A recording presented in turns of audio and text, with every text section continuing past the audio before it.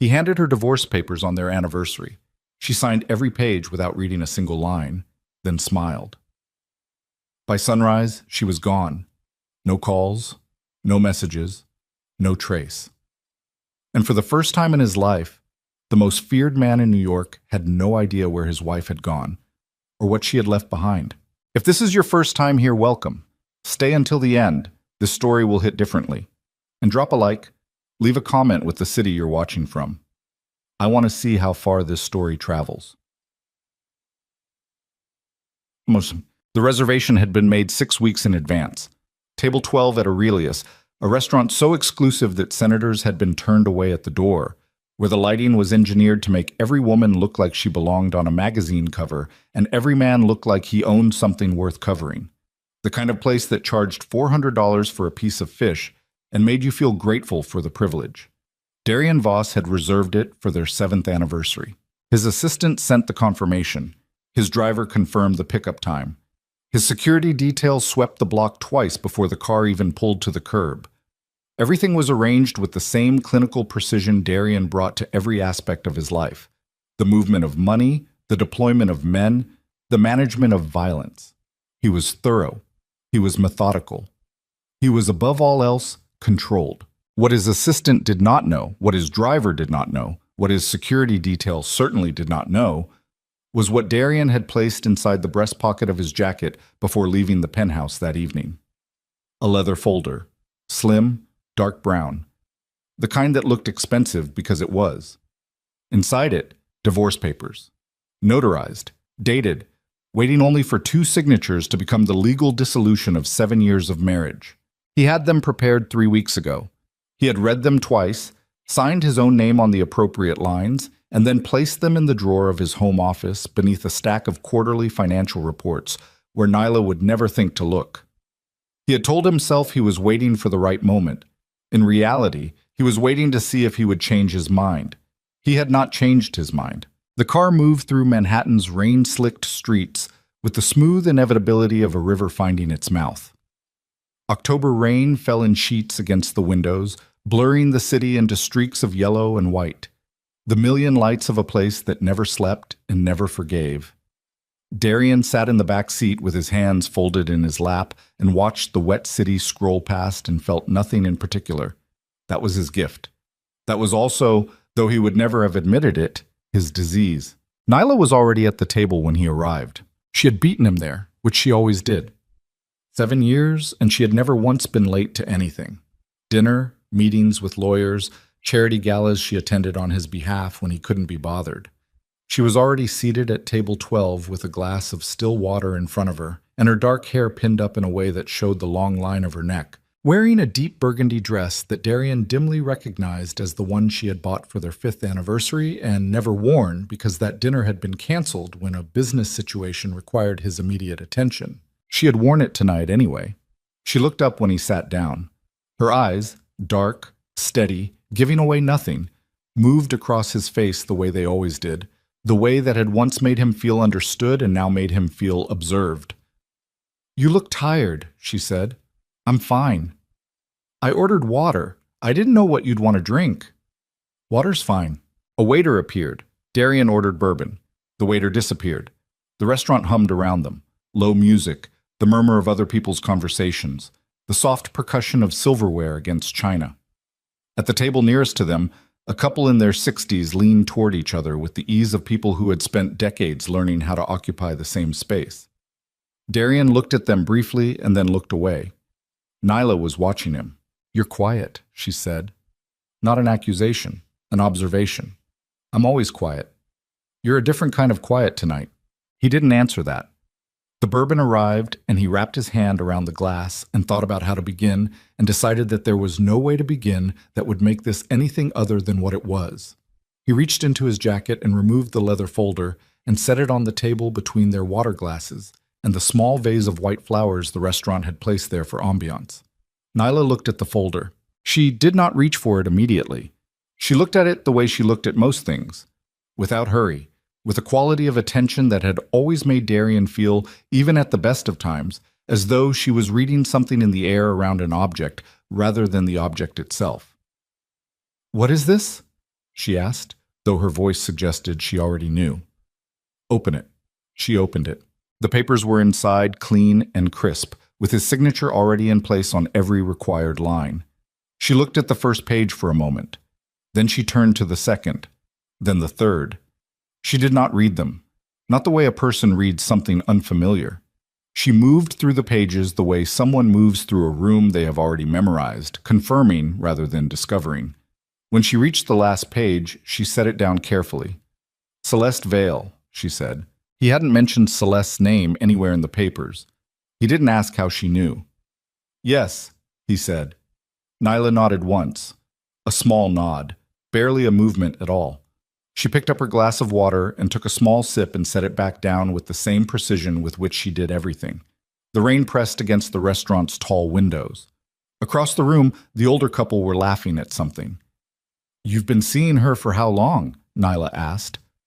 That's not relevant to... How long, Darian? He held her gaze. 14 months. She absorbed that. Her expression did not collapse. It did not harden. It remained what it always was, composed, present, impossible to fully read. He had spent 7 years trying to read that face, and had never entirely succeeded, and that failure had frustrated him and fascinated him in equal measure until the fascination ran out and only the frustration remained. And you love her, Nyla said. Not a question. I did once, before all of this. He gestured vaguely, meaning the empire, the organization, the criminal machinery that had consumed the last decade of his life. She represents something I had before I became... He stopped. Before you became what you are, Nyla finished quietly. Yes. Another silence. The waiter reappeared, hovering at the edge of the table with a question about their order. Darian dismissed him with a look. The man evaporated. Nyla was still looking at the papers. She reached into her small clutch and produced a pen. A simple ballpoint, nothing fancy. And without ceremony, without hesitation, without reading a single word of the document in front of her, she signed her name on every page that required it. Her handwriting was what it always was, clear, unhurried, certain. She closed the folder and slid it back across the table to him. Then she looked up, and she smiled.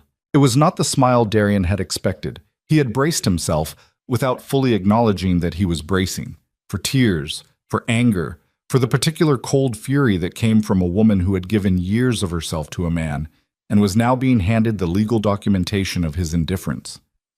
He had prepared himself for a scene, or at the very minimum for pain made visible. What he got was a smile, calm, unreadable, carrying something in it that he couldn't name and couldn't dismiss, something that sat in the back of his skull the way a sound sits in a room after its source has stopped. I hope she gives you everything you think you're looking for, Nyla said. She rose from the table. She picked up her small clutch. She looked at him one more time, not with hatred, not with sorrow, not with any of the emotions he had anticipated. And then she walked across the restaurant with her spine straight and her steps unhurried, and she pushed through the door into the October rain. Darian sat alone at table 12. He picked up his bourbon. He finished it. He told himself he felt relief. The penthouse was silent when he returned. Not the silence of someone sleeping, or of someone in another room, or of someone deliberately making themselves absent as a form of protest. A different silence, the kind that has texture to it, the kind that tells you, before you have turned on a single light, that a space has been vacated. He walked through the front rooms without urgency. His security detail waited downstairs. His driver had been dismissed for the evening. It was just Darian and the penthouse and the rain still hammering at the floor-to-ceiling windows that looked out over Midtown and the dark rectangle of the park beyond. He checked the bedroom. Her side of the closet was empty. Not ransacked, not hastily cleared, but empty in the deliberate way of someone who had packed methodically, over time, taking only what was theirs. There were no empty hangers left behind, no indentations in the carpet from luggage wheels, no half-open drawers with forgotten items, nothing that would suggest she had left in a hurry. She had left in complete order. He stood in the doorway of the closet for a long moment and looked at the empty shelves and the bare rod and the single remaining item, a dry cleaning bag, sealed, containing a coat he recognized as one of his own that she must have picked up without mentioning. She had even remembered his dry cleaning. He checked her bathroom. Her vanity was clear. Her medications were gone. The small framed photograph that had sat on the left side of the mirror. The two of them at a friend's wedding, before the weight of the organization had settled fully onto his shoulders, before he had become the kind of man who required a security sweep before dinner, was gone. She had taken it. He wasn't sure why that particular detail lodged itself in his chest. He walked to his office and checked his phone. No missed calls. No messages. He called her number from muscle memory and listened to it ring 6 times before going to voicemail. Her voice, level and unhurried, inviting him to leave a message. He hung up without speaking. He called again. Same result. He set the phone down on his desk and looked out at the rain. By midnight, he had sent 3 messages. None of them were answered.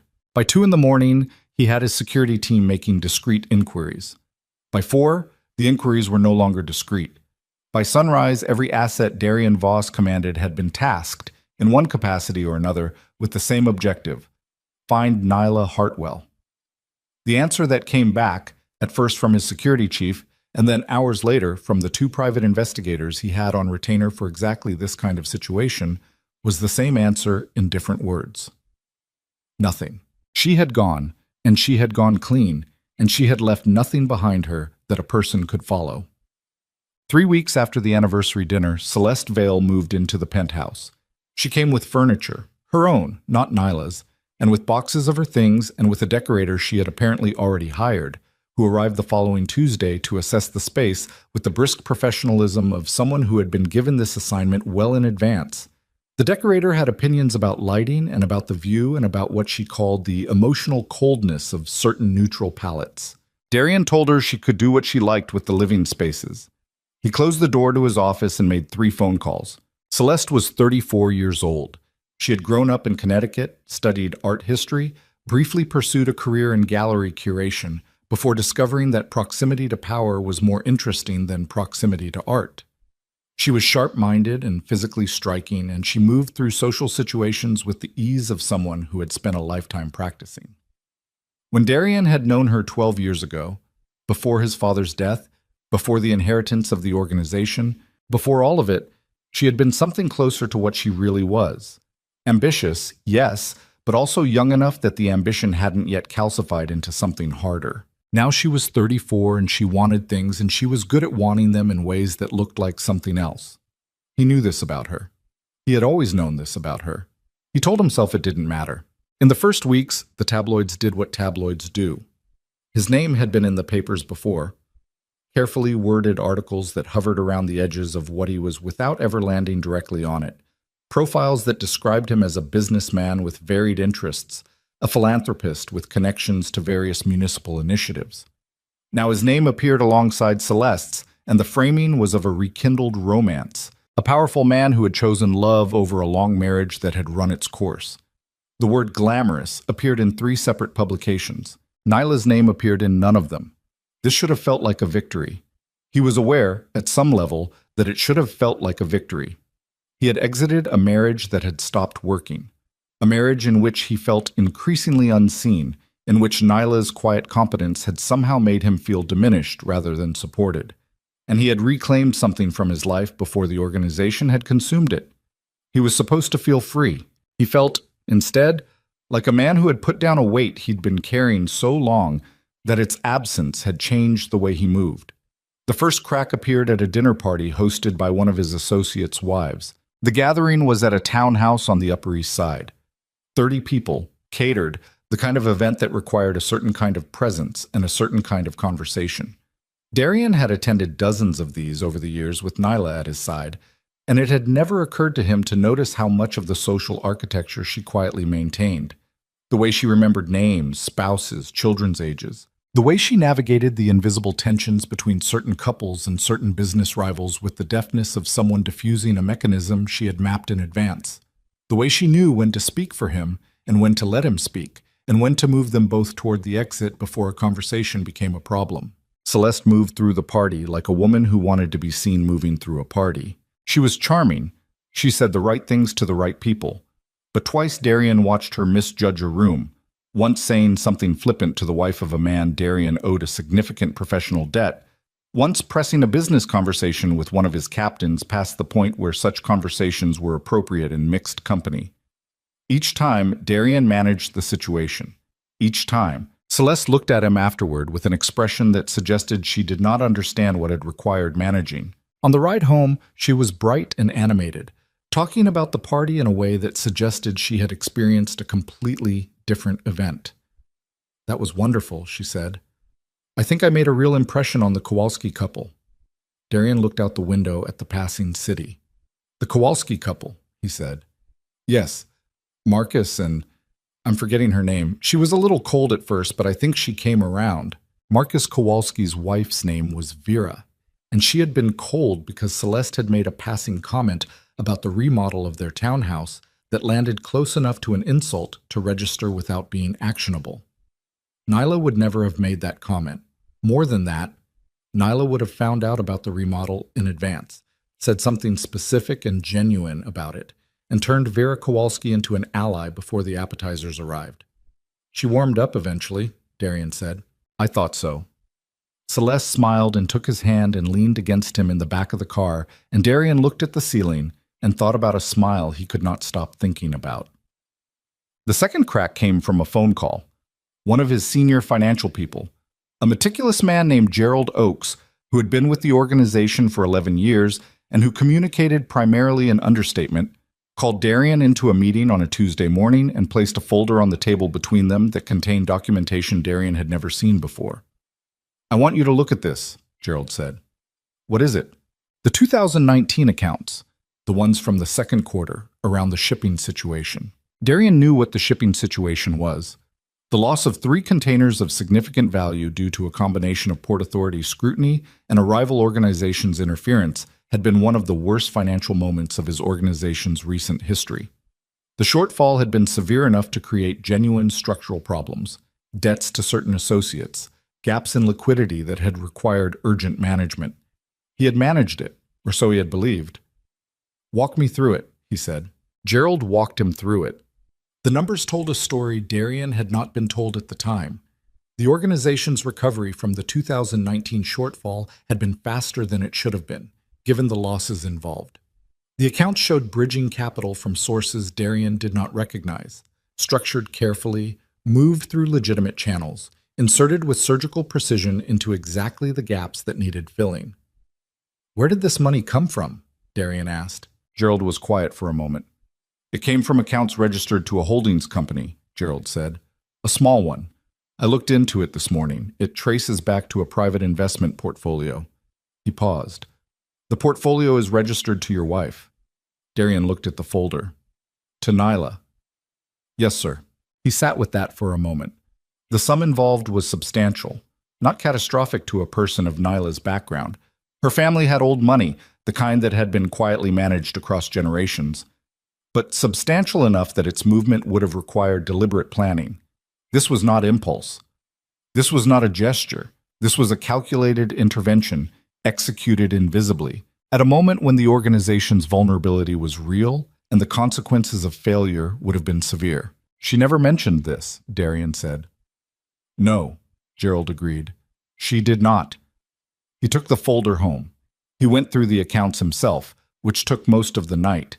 And by the time he was finished, the sun was coming up over the park, and Celeste was still asleep in the bedroom, and Darian was sitting at his office desk with the financial documentation spread in front of him, and a feeling in his chest that had no clean name. She had saved him. She had saved the organization he had always treated as the center of his universe, the enterprise that had justified every sacrifice and every absence, and every evening he had canceled, and every conversation he had not had, and every time she had stood at the edge of his attention waiting for him to turn around. And she had saved it in secret and said nothing, and expected nothing. He thought about the smile. The captains came to him one by one over the following weeks. Not together. There was no coordinated disclosure. It seemed to happen naturally, as though word had spread through the organization that certain truths were now allowable.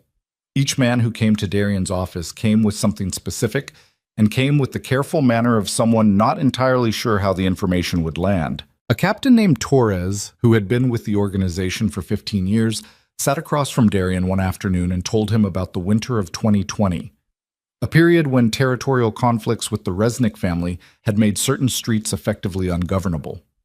3 of Torres's men had families in affected neighborhoods.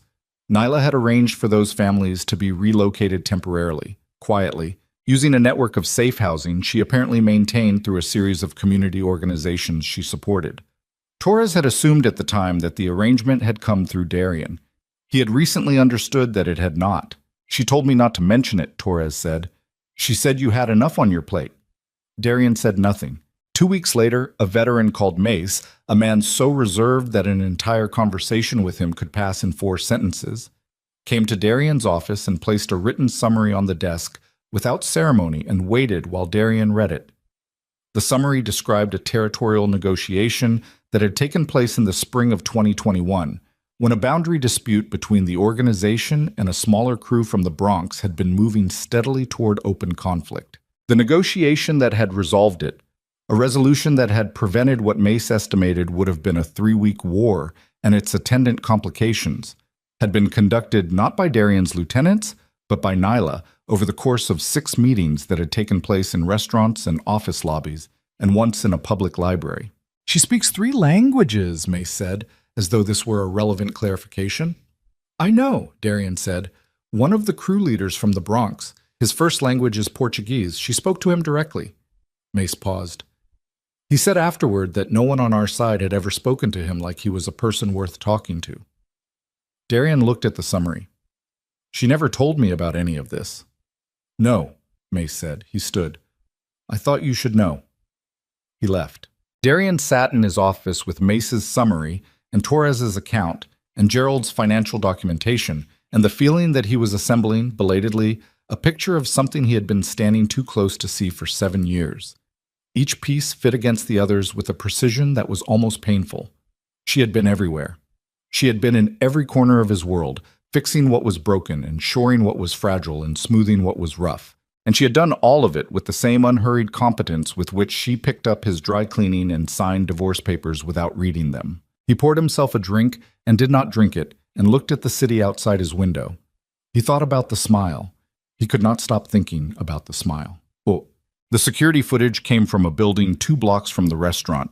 His head of security, a careful man named Vincent Cross, who had been with the organization since before Darian took over, and who had the quality of someone who had seen most things, brought it to Darian's attention 6 weeks after the anniversary dinner, during a routine review of the ongoing search protocols.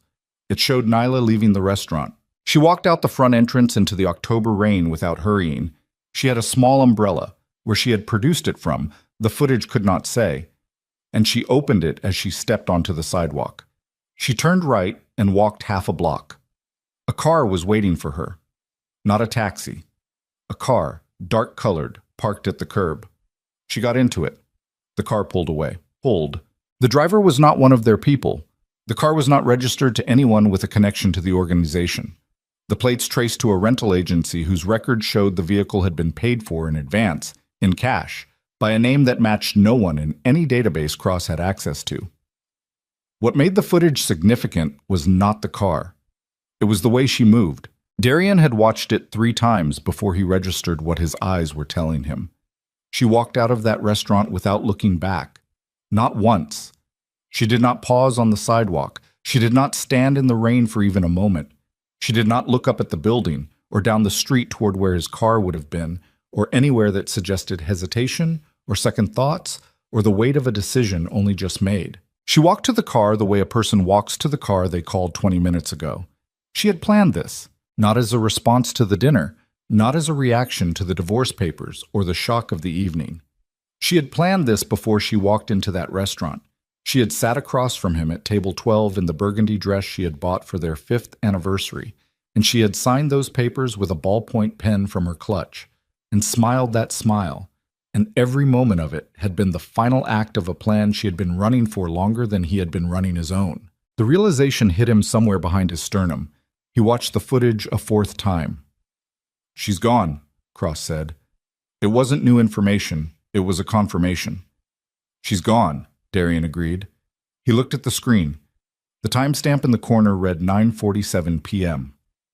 23 minutes after she had signed the last page and slid the folder back across the table and said, "I hope she gives you everything you think you're looking for." 23 minutes. He sat with that number the way you sit with something that won't resolve. "Where did the car go?" he asked. "We tracked it to a parking garage in Midtown. Lost the trail there. Cameras inside the structure were down," said. "System malfunction, we think, though we can't confirm it was engineered." Cross paused. Nothing after that. Darian looked at the frozen image on the screen. Nyla at the passenger door, one hand on the handle, her face turned slightly away from the camera in the manner of someone who knew exactly where the cameras were.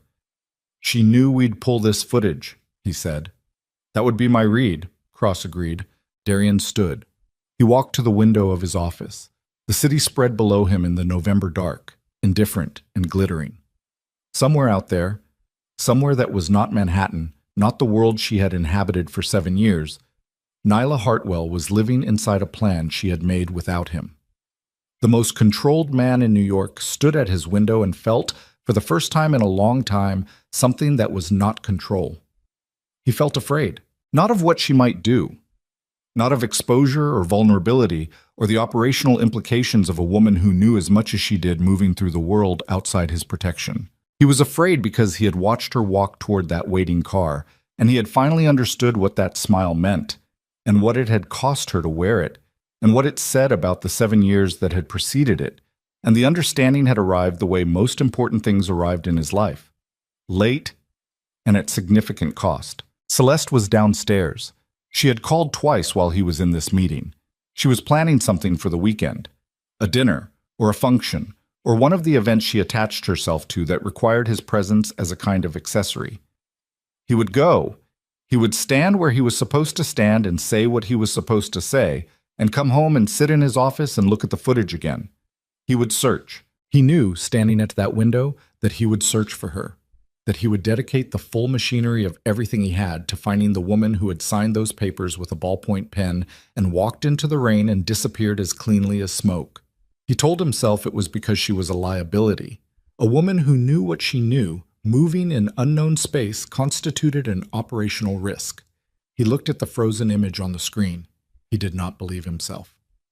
The months that followed had the quality of a fever. He kept the search running while managing everything else.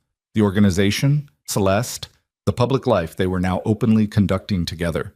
He was functional. He was even, by most measures, effective. He closed a significant business arrangement in January that had been 3 months in negotiation.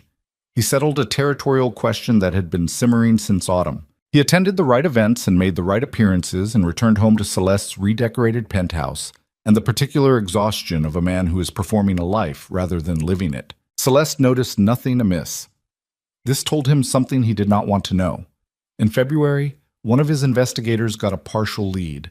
A name, a city, a thread so thin it might have been nothing. The name was different. The city was far. The thread was thin. But Darian knew. He knew the way he had known, the night she walked out of that restaurant, that something fundamental had already ended. The way you know a thing you've been refusing to know, standing suddenly in its full weight. He told Cross to verify the lead. He was already planning to go himself. The city was Seattle, and the woman his investigators had found there was living a life that bore no visible connection to Manhattan or to the Voss Syndicate or to 7 years of a marriage that had ended in a restaurant in the October rain. But there was the smile. There was always the smile. And Darian Voss, who had built an empire on his ability to see clearly, who prided himself on facing things without flinching, was beginning to understand that in 7 years of marriage, he had never once truly seen his wife. And now she was gone. And the question that kept him awake through the February dark, that followed him through meetings and dinners and every quiet moment of the constructed life he was living, the question was not, where is she? The question was, what did I throw away? Cheating. The search ends in Seattle, but what Darian finds there will not be what he came looking for, because the woman waiting on the other side of that lead is no longer the woman he left behind. She has become something he never prepared for. The lead came back verified on a Thursday. Cross placed the folder on Darian's desk without ceremony. A single photograph, a business name, an address in Seattle's Capitol Hill neighborhood. The photograph had been taken from a distance, through a long lens, the way all surveillance photographs were taken when the subject was someone who had learned to watch for people watching her. It showed a woman crossing a street in daylight, carrying a canvas bag over one shoulder, her hair down and loose around her face, wearing a jacket Darian had never seen before. He looked at the photograph for a long time without picking it up. The business name on the file was Meridian Forward, a community investment company registered in Washington State 14 months ago. The stated purpose was financial support and mentorship for women rebuilding after crisis, job loss, domestic situations, economic collapse. The company had 3 employees in a small office on the second floor of a building that also housed a legal aid clinic and a nonprofit focused on housing assistance. 14 months ago, Darian did the arithmetic without wanting to. 14 months ago was August, 7 months before the anniversary dinner. 7 months before the leather folder and the ballpoint pen and the smile he could not stop seeing when he closed his eyes at 2 in the morning. She had started building her exit before he had finished planning his. "She's using a different name," Cross said from the doorway. "Elena Ward. Clean documents. Not perfect, but solid. Whoever helped her build the identity knew what they were doing." "Who helped her?" "We don't know yet." "Find out." "Yes, sir." Cross left. Darian sat with the photograph.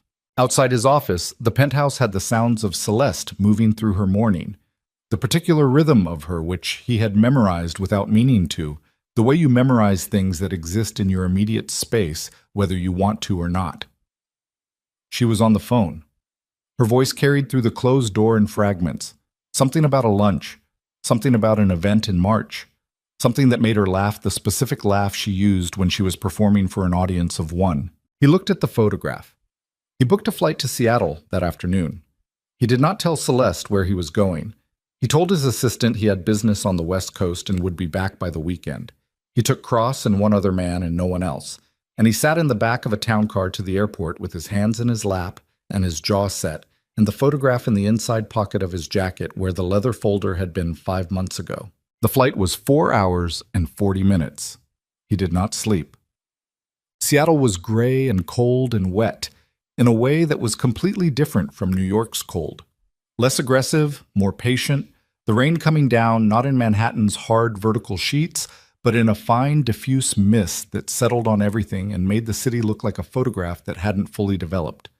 The waterfront smelled like salt and diesel. The streets in Capitol Hill were lined with coffee shops and used bookstores, and the particular species of small business that survives because the people running it would rather be doing this than anything else. Darian stood across the street from the building that housed Meridian Ford and watched the second-floor windows for 40 minutes before Cross touched his arm. "She comes in around 9, Cross said, "leaves between 5 and 6, walks when the weather holds, takes the bus when it doesn't. She doesn't have a car? Registered to the company, doesn't use it often." Darian looked at the second-floor windows. A light was on up there. He could see movement behind the glass. Shapes, nothing distinct. "The man in the photograph," Darian said. Cross knew which photograph he meant. There had been a second one in the folder, taken the same day as the first. Nyla on a rooftop space above the building, and beside her a man Darian didn't recognize. Tall, dark-haired. The posture of someone who had spent time in situations requiring physical self-possession. "Elias Mercer," Cross said. "Former military. Search and rescue, mostly. He runs a training program out of a facility near Tacoma now. He's been in Seattle about 8 months. They met through a community organization she's connected to." "What kind of connection?" "Friendly. He volunteers with one of her partner organizations. They have coffee sometimes. Lunch occasionally." Cross paused.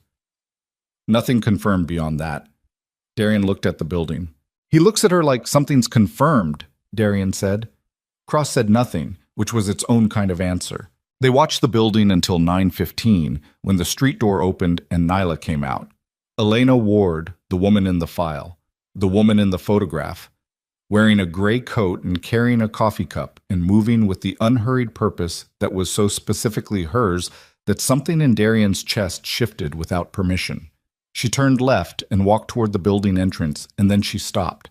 She stopped because she had seen him. The distance between them was maybe 30 feet. Enough space that she could have pretended not to see, could have continued moving, could have chosen not to acknowledge what was standing across the street in the Seattle mist. She stood for a moment, just a moment, the coffee cup held steady in one hand, her face giving away nothing visible from this distance. And then she crossed the street toward him. She stopped 4 feet away. "How long have you been in the city?" she asked. Her voice was the same, exactly the same. "Since last night," he said. She nodded once, looked across, then back at Darian. "You found me. It took a while. It was supposed to." A car moved through the intersection behind her. The mist pressed down on everything. She looked at him with the same quality of attention she had always brought to looking at him. Total, unrushed, reading something he couldn't see. And he felt, standing on that sidewalk in a city that was not his, the particular discomfort of being fully seen by someone who had already decided what they were looking at. "I'm not going back," she said. Simply. Without drama. "I know. Then why are you here?" He didn't have a clean answer for that. He had reasons. The financial documentation, the accounts, the things Torres and Mace had told him, the footage of her walking to the waiting car with her face slightly angled away from the camera. But the reasons were not the same thing as the answer, and she would have known the difference. "I need to understand some things," he said. "Some things." She looked at him. "That's vague, Darian. Can we talk somewhere?" She was quiet for a moment. The coffee cup steamed faintly in the cold air. She looked past him briefly, at Cross and the other man standing a respectful distance back, and there was something in her expression when she looked at them. Not fear, not irritation, something closer to tiredness. "There's a place 2 blocks down," she said. "I'll give you an hour." The coffee shop was small and warm and smelled like roasting beans and wet wool. They sat at a table near the back window. Cross and the other man stayed outside. Nyla, set her cup down and folded her hands on the table and waited with the patience of someone who had learned that waiting was its own form of leverage. "The 2019 accounts," Darian said. Something moved across her face. Brief. Gone before he could name it. "Gerald found them," she said. "Yes. I wondered when that would happen." She looked out the window. "I assumed it would be sooner." "Why didn't you tell me?" She looked back at him. "Would you have let me do it if I'd asked?" He didn't answer. "You would have said no," she said. "You would have said you had it handled. You would have said you didn't need it. And then the organization would have been in serious structural trouble by March of that year, and certain people you owe significant loyalty to would have begun to question whether the Voss Syndicate was still a viable enterprise." She said all of this the way she said most things, without heat, without the particular satisfaction of someone proving a point. "So I didn't ask. That was my decision to make. And you would have made the wrong one." The words were not harsh. They were just accurate, and the accuracy of them was its own kind of brutality. Darian looked at her across the small table and felt the strangeness of this. 7 years of marriage distilled into a coffee shop in Seattle. Her hands folded on the table, the same face, the same voice, a completely different life behind her eyes. "Torres told me about the families," he said. "The 2020 relocations. Torres talks too much. Mace came in with documentation about the Bronx negotiation. Mace definitely talks too much." A brief thing that was almost humor crossed her face and vanished. "What do you want me to say, Darian? That I helped where I could?" "Yes, I did. That was never the problem." "Then what was the problem?" She looked at him. "You really don't know," she said.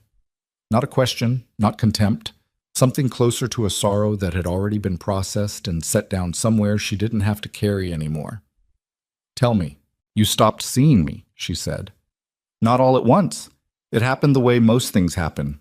Gradually, then completely. I became part of the furniture. Useful furniture, maybe. Furniture you maintained because it functioned. But you stopped." She paused, not searching for words, deciding which ones to use. "You stopped asking. About anything. What I thought, what I needed, what I was doing while you were running the organization I was quietly helping keep afloat." She picked up her coffee, set it back down without drinking. "I don't think you were cruel. I don't think you intended it.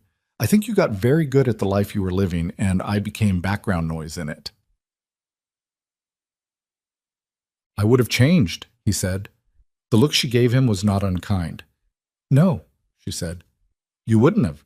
Not then.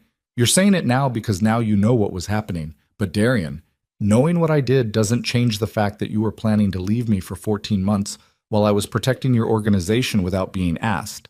Those two things existed at the same time. That's who we were. He sat with that. Outside the window, the mist was thickening toward actual rain. A woman walked past with two children, one on each hand. The coffee shop murmured around them. Other people's conversations, a barista calling a name, the hiss of a machine. I ended things with Celeste, he said. Nyla looked at him. That's not why I'm telling you, he said, because her expression suggested she thought it might be. I didn't come here to... Then why did you come here? The question sat between them. He looked at her hands on the table. He had known those hands for 7 years. He knew the small scar on the left index finger from a cooking incident in the second year of their marriage. He knew the way she held a pen. He knew exactly the quality of her grip on the leather folder in the moment before she signed the divorce papers without reading them. I came because I needed to know if I lost something I didn't understand, he said, or something I understood and threw away anyway. She was very still. Which is it? He asked. Both, she said quietly, at different times. The rain started. It touched the window softly, the Seattle kind, no drama in it. Nyla looked out at it for a moment, and when she looked back, her expression had settled into something that was not cold, but was definitely closed. A door that had been opened a few inches and was now gently, firmly returned to its frame. I have a 9:30 meeting, she said. Nyla, Elena. The correction was quiet. It hit him harder than a raised voice would have. Elena, he said, and the name felt wrong in his mouth in a way that was its own kind of information. I'm not finished. I know you're not. She stood, picking up her coffee. But I am. She looked at him one more time with those steady dark eyes that had always read him more clearly than he wanted to be read. You should go home, Darian. You have things to run. She walked out. He sat at the table and looked at her empty chair and listened to the rain on the window and did not go home. He stayed in Seattle. He knew it was the wrong decision. Cross said nothing, which meant Cross thought it was the wrong decision. He checked into a hotel near the waterfront and sent Cross back to the city with instructions to manage things and kept the other man, whose name was Garrett, 26 years old, reliable and quiet, as minimal security presence, because showing up to a coffee shop conversation with 2 guards was already more than the situation warranted, and he was trying not to make things worse. He watched the office building from different positions over the next 2 days. Not surveillance, exactly. Or, yes, surveillance, but the kind that had no operational objective, which made it something else. He watched her arrive in the mornings and leave in the evenings.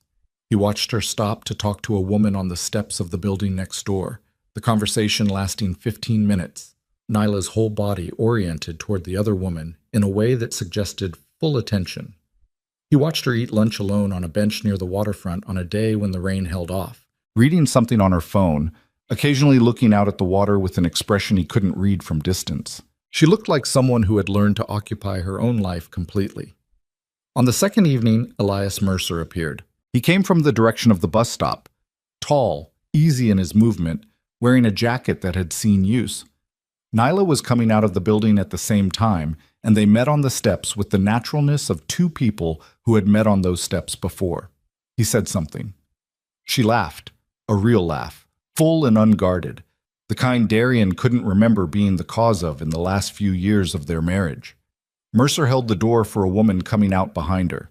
He carried Nyla's bag when she shifted it on her shoulder, taking it without being asked in the manner of someone who had learned her habits. Darian stood across the street in the Seattle dusk and watched a man treat his wife with the casual, attentive consideration of someone who thought she was worth paying attention to. His hands were in his jacket pockets. He was aware of them, of the effort required not to do anything with them. Garrett appeared at his shoulder. Sir? Not now. Sir, we have a problem. Garrett's voice had changed register, lower, more careful, the register that meant the problem was not administrative. I got a call from Cross 20 minutes ago. There are people in the city asking about your location. Darian turned from the window. What people? Cross thinks it's Renner. The name landed like a stone dropped into deep water. Victor Renner led the organization that had been, for the last 18 months, the primary competitive pressure on the Voss Syndicate's interests in Lower Manhattan. There had been 3 incidents in the fall, 2 involving territory, 1 involving a shipment, that had been managed without escalating to open conflict. Barely managed. The situation was a container held under pressure, the lid maintained by the mutual understanding that open war was expensive for everyone. "He knows I'm here," Darian said. "Cross thinks he's known for 2 days." "How?" "Unknown. Could be a leak, could be someone tracked the flight." Darian looked back across the street. Nyla and Mercer had moved down the steps and were walking away from the building. Not toward the bus stop, toward the waterfront, his bag over his shoulder and hers over his, the 2 of them moving at the same pace with the ease of people who had learned each other's rhythm. He watched them until they turned a corner. "Renner wouldn't come here for a conversation," Darian said. "No," Garrett agreed. "He wouldn't." The rain started again.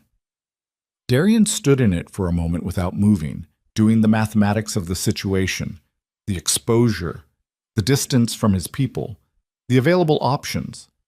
And underneath the mathematics, running parallel to it, a different calculation.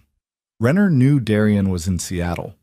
If Renner was the kind of man to use that knowledge operationally, and Darian knew exactly what kind of man Renner was, then the question of what Renner might know, or guess, about why Darian was in Seattle had its own implications. She was in this city, she was 2 blocks away, and she didn't know.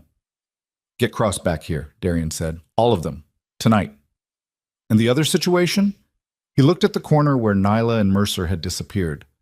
"I'll handle it," he said. He didn't know yet what handling it would cost. He didn't know that the choice he made in the next 12 hours would be the choice everything else would turn on. That there was a door he was about to walk through from which there was no return to the man he had been before he walked into a coffee shop and heard his wife tell him, with perfect quietness, that she was finished. He walked back toward the hotel through the rain with Garrett 2 steps behind him and his phone already in his hand, and for the first time in his adult life, Darian Voss was afraid of what he was capable of doing to the people closest to him, and afraid of what it meant that he was only now, standing in a city that wasn't his, beginning to... He was still standing in the rain when his phone rang. Not Cross, not Garrett, a number he didn't recognize. Seattle area code, no name attached. He answered it because in his business, unknown numbers from unknown locations carried their own species of urgency. "Mr. Voss." The voice was male, unhurried, carrying the particular flatness of someone who had learned to remove all affect from their speech as a professional discipline. "You should come inside. You've been standing in the rain for 11 minutes, and it's drawing attention." Darian didn't move. "Who is this?" "Someone who's been watching the same street you've been watching. Room 412 of the Harborview Hotel. That's where you're staying, correct? I'll be in the lobby bar in 20 minutes. I'd suggest you come alone." The line went dead. Garrett was already at his shoulder. "Sir, did you catch the number? Running it now." "Don't bother." Darian put the phone in his pocket and started walking. "It'll be clean." The man in the lobby bar was in his 50s, gray at the temples, wearing a jacket that fit too well to be accidental. He was drinking club soda, and he had chosen a table with sightlines to both entrances, which told Darian everything he needed to know about the man's professional background before a word was exchanged. Darian sat down. He did not order anything. "Victor Renner sent you," Darian said. The man smiled, not warmly, the smile of someone acknowledging a correct answer in a context where the answer doesn't help you. "Mr. Renner is aware you're in Seattle, yes." "That wasn't the question?" "No." The man set down his glass with a small, precise movement. "My name is Caulfield. I've been in Seattle for 3 weeks. I'm here because Mr. Renner has an interest in the situation that brought you here." "What situation is that?" Caulfield looked at him with the patient expression of someone who had been told to deliver information and intended to deliver it completely, regardless of how the recipient reacted. "Your wife," he said, "or your former wife as of approximately 5 months ago. Elena Ward, as she's currently known. Mr. Renner has been aware of her location for approximately 2 months. Something cold moved through Darian's chest. He kept his face where it was. "Why?" he said. "Because she contacted us." The lobby bar continued its business around them. A couple at the far end, a bartender polishing glasses, the ambient sound of a hotel doing what hotels do. Darian sat with the sentence Caulfield had just placed in front of him and felt it restructure something in the way he understood the last 5 months. "You're going to want to clarify that," Darian said. His voice was level. He was aware of the effort required to keep it there. 6 weeks after your divorce was finalized, Caulfield said, Ms. Hartwell reached out to Mr. Renner's organization through an intermediary. She offered documentation, financial records, operational details, communications, material spanning approximately 4 years of the Voss Syndicate's activities. In exchange, she requested a specific form of protection and the resources to establish her current identity and enterprise. Darian looked at him. "She built Meridian Ford with Renner's money," he said. "A portion of it. She's repaid most of it. She's not... Mr. Renner wants me to be clear that she's not an ongoing asset. The arrangement was transactional and finite. She provided the material, received the support, and the operational relationship ended there." "But Renner kept the documentation." Of course. Darian looked at the table, at Caulfield's glass of club soda, at his own hands flat on the surface in front of him because they needed to be somewhere he could see them. He thought about the financial records Gerald had found, the accounts she had used to save the organization in 2019. She had known exactly where those accounts were, what they contained, how the money had moved. She had been inside every significant financial decision of the last 4 years in ways he had not understood until 3 weeks ago. She hadn't just left. She had armed herself on the way out. "Why is Renner telling me this now?" Darian said. "Because you're here," Caulfield said simply. "Mr. Renner is a practical man. He'd like to avoid a situation where your presence in Seattle creates complications. He wants you to understand the landscape clearly before you make decisions that affect it.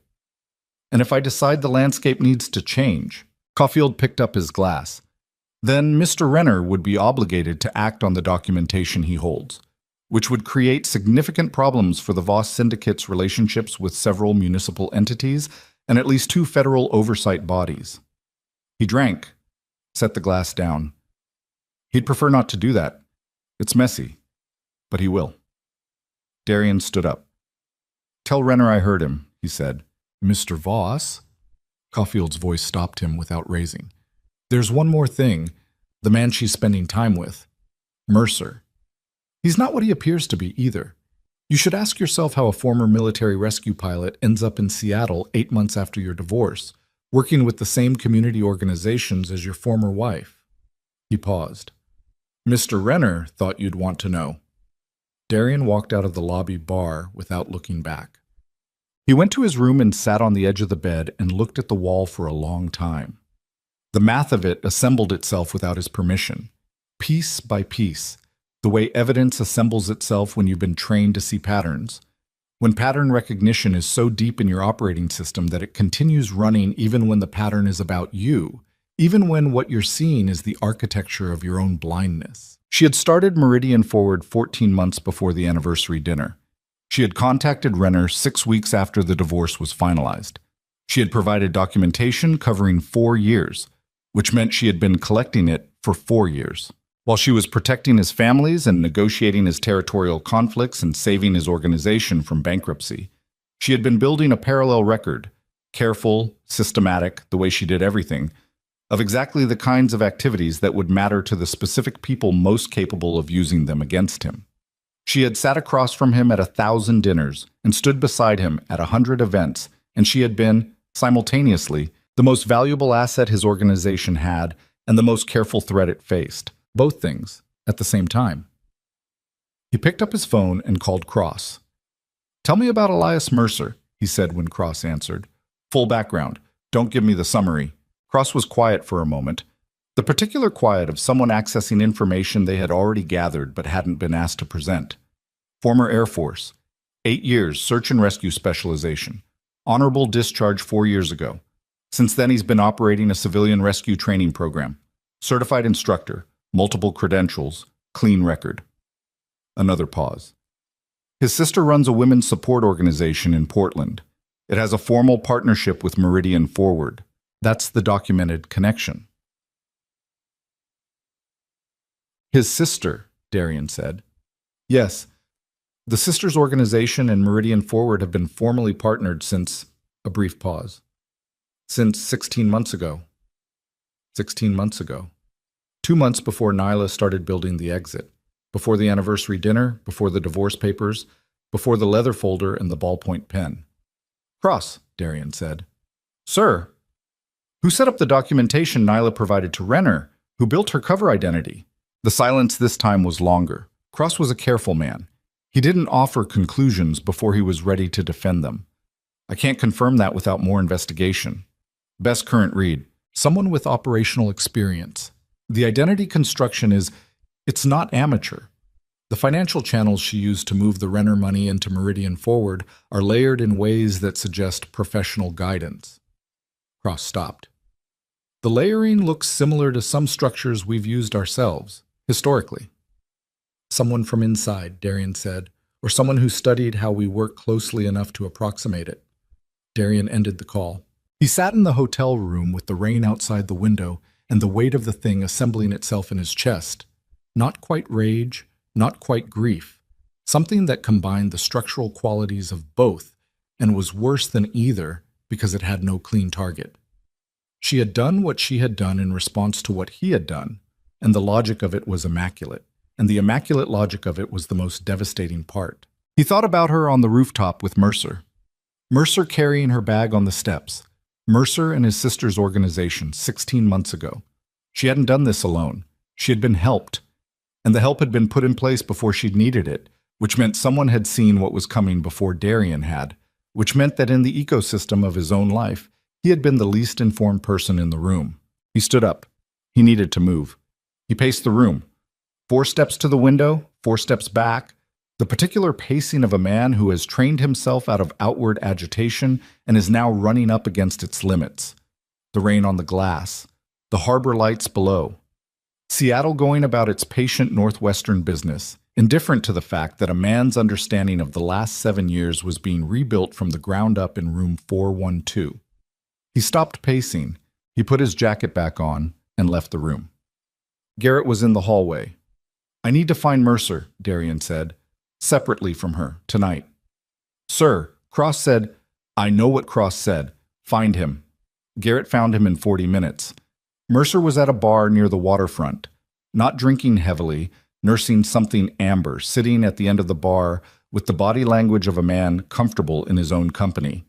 Darian came in and sat 2 stools down, and the bartender came, and Darian ordered whatever was on draft and waited.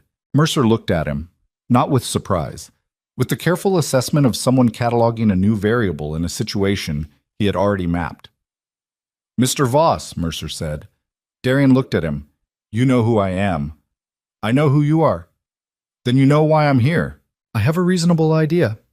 Mercer's voice was even, Pacific Northwest even, unhurried, the voice of mountains and open water and distances that made Manhattan seem claustrophobic. You found her. You want to understand what you're looking at. What am I looking at? Mercer turned his glass slowly on the bar's surface. A woman who made a plan and executed it. That's what you're looking at. And where do you fit in that plan? I'm a friend.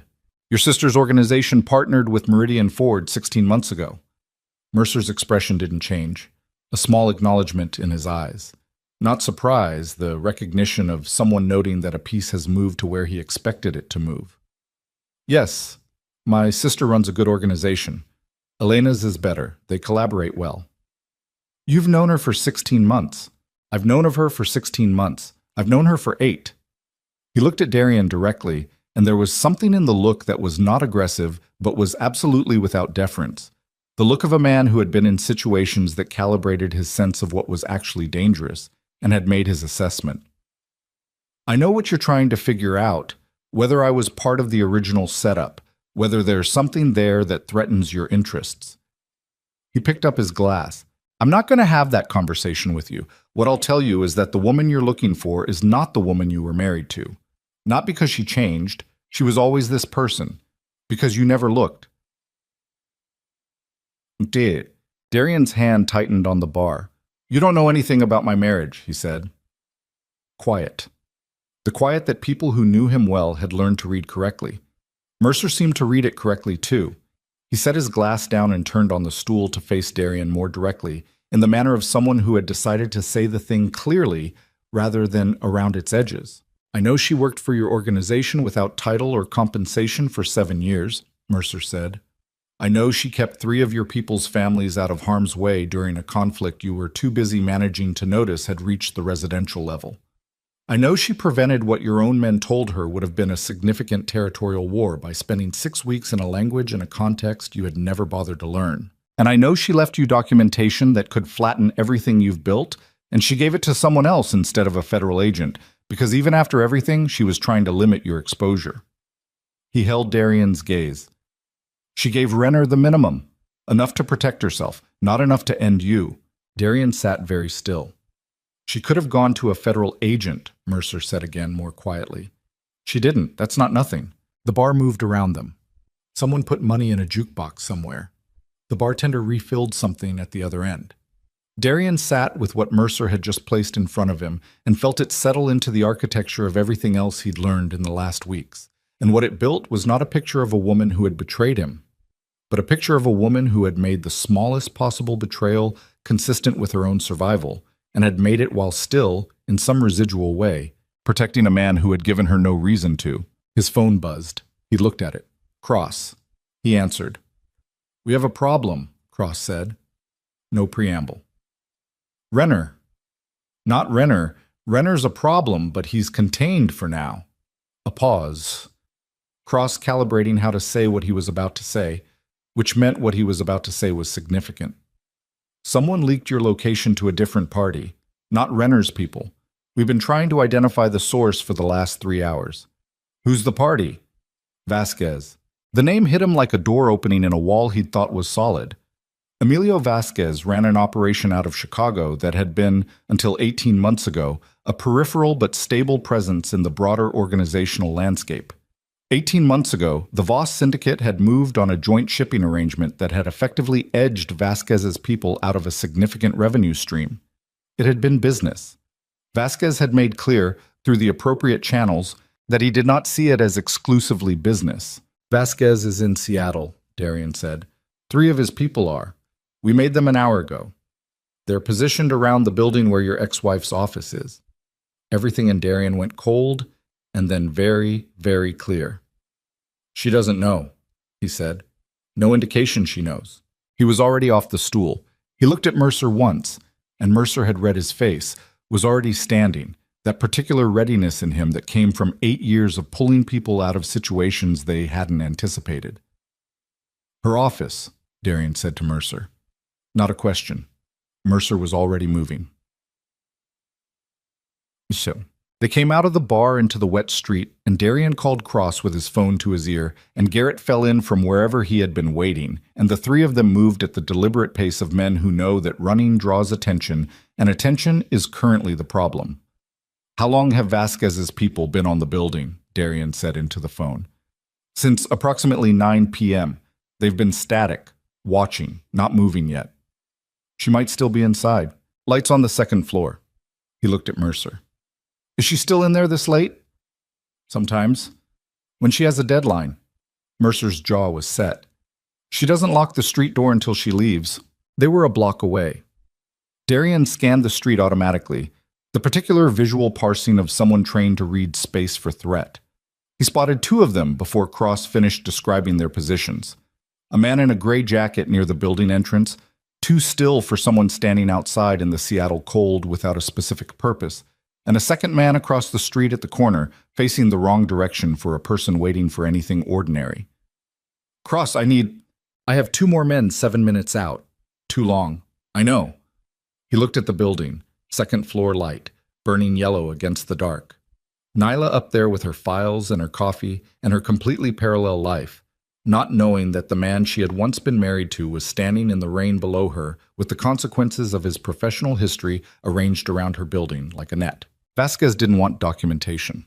Vasquez wanted the kind of leverage that you held over a man, not in a folder, but in a situation. The kind where a phone call came through, and a voice on the other end told you what was going to happen to someone, unless you made a specific decision. Vasquez was old-fashioned in that way. He believed in human leverage because human leverage was the kind you could see working in real time. He had looked at the landscape. Darian in Seattle, alone, away from his people, in a city he didn't control. And he had seen an opportunity that was almost elegant. Darian looked at the two visible men and did the calculation of what he had: himself, Garrett, and a former Air Force rescue specialist who was currently standing at his shoulder with the expression of someone who had already done the same calculation and reached the same conclusion about the available options. "There's a service entrance on the north side," Mercer said quietly. "I've used it." "Of course you have. She uses it when she works late. Feels safer than the front street after dark." Darian looked at the man in the gray jacket. "If we go in the service entrance, the one at the corner has a partial sight line." "Partial. Partial is better than full." He looked at Garrett. "You and I take the front. Make it look like nothing. Two men going into a building." He looked at Mercer. "You know the layout up there?" "Yes." "North entrance. Get to her before she decides to leave." Mercer didn't argue, didn't ask for clarification about why he should be taking direction from the ex-husband of the woman he was trying to protect. He simply moved around the side of the building, his footsteps quiet on the wet pavement, his jacket dark enough to absorb the light. Darian looked at Garrett. "Front door," he said. Slowly. They walked toward the building entrance with the manufactured casualness of two men who belonged there, and the man in the gray jacket watched them come with eyes that were making their own calculations, and Darian kept his gaze ahead and his hands visible and felt the specific species of clarity that arrived in his body when the situation had simplified down to physics, weight, distance, timing, and there was nothing left to decide except the execution. The gray-jacketed man stepped slightly away from the wall. "Help you?" he said. "Office on 2, Darian said, not stopping. "Picking up documents. Building's closed. My colleague has a key." Garrett was already at the door. Darian kept moving, and the gray-jacketed man made the decision half a second too late. His hand going to his jacket, the calculation shifting in his eyes, and by then Darian was through the door, and the door was closing, and the man on the corner across the street was moving. Inside. Stairwell. Second floor. Darian took the stairs at a controlled run and emerged into a narrow hallway that smelled like old carpet and office supplies and the specific staleness of a building that had been repurposed from something else. One door at the end was lit from underneath. He was 10 feet from it when it opened. Nyla stood in the doorway with her coat already on and her bag over her shoulder, clearly about to leave for the evening. She saw him first. Then she saw his expression. And something happened in her face. The composure shifting, not breaking, but adjusting, the way a structure adjusts when the load it's carrying changes suddenly. "Darian, don't go out the front," he said. What? "There are men outside, Vasquez's people. They're not here for me." He watched her face process it. "They're here to get to me through you." She stared at him. Behind her in the office, he heard footsteps. And then Mercer came through the interior door from the north stairwell, slightly winded, taking in the hallway with a rapid assessment that settled when it landed on Nyla, standing unharmed in the doorway. She looked at Mercer, then back at Darian. "How many?" she said. Her voice was steady. "Of course it was. 3 confirmed, possibly a 4th we haven't located. Because of you being here." "Yes." She held his gaze for a moment. And that moment was everything she hadn't said in the coffee shop. The compressed weight of the choice he had made by coming to Seattle, by staying, by inserting himself back into her orbit and carrying his world back into hers like a contagion. He saw her understand it completely, and he saw her set it aside because she was someone who dealt with what was in front of her before she dealt with what it meant. "Elias," she said without looking away from Darian. "I know a way out," Mercer said. "Basement connects to the parking structure next door. Then we go." She looked at Darian. "You should know. Whatever's about to happen, this is the last time your problems are my problems. Do you understand me? Nyla, do you understand me?" He looked at her in the hallway of the building she had built with her own design and Renner's money and 7 years of learning how to survive the specific life she had lived with him, and he understood with a clarity that was almost physical that he was looking at the last moment of a particular kind of permission. After tonight, Whatever she chose, she would choose it from a position he could not influence. "Yes," he said. "I understand." "Then move," she said, and walked past him toward the stairwell, and Darian Voss, who had not taken direction from anyone in a very long time, turned and he followed her. That was the fact of it, stripped down to its simplest form. Darian Voss, who had not followed anyone anywhere in 15 years, turned in that hallway and followed his former wife toward a stairwell in a building she had built without him, in a city he had no claim to, with a man he didn't trust at the point position and a threat he had imported closing in from the street below. The basement smelled like concrete and standing water, and the particular cold that lives below ground level, regardless of what the weather is doing above it. Mercer moved through it with the confidence of someone who had memorized the space. Not cautiously, not hesitantly, moving with the deliberate efficiency of a man whose professional life had been built around extracting people from places they shouldn't be in. He hit the door to the connecting structure without slowing and held it. And Nyla went through and Darian went through behind her, and Garrett came last. The parking structure was 3 levels, empty at this hour except for a handful of vehicles on the first level, residents, probably, or people working late in the adjoining offices. The fluorescent lighting was the kind that made everything look clinical and slightly wrong. Their footsteps on concrete echoed in ways that gave the space the quality of something that could hear you. Mercer moved them to the east stairwell, down 1 level, toward a secondary exit that opened onto a side street running parallel to the building Nyla's office was in. "My car's on level 2, Mercer said, low. "If they're watching the building, they may have a man on the structure." "They have 4 people," Darian said. 2 on the office building. If they split the other 2, 1 stays on the primary exit, 1 covers secondary positions." He thought about it in motion, calculating while he walked. "They're not expecting us to already be out." "How long before they know?" "The man on the front door saw us go in. If he's been trying to reach the others, maybe 5 minutes ago. If he went in himself to check—" Darian looked at Garrett. "Did he follow us in?" "Negative. He held position. Then he's called it in, and they're repositioning." Darian checked his watch without breaking stride.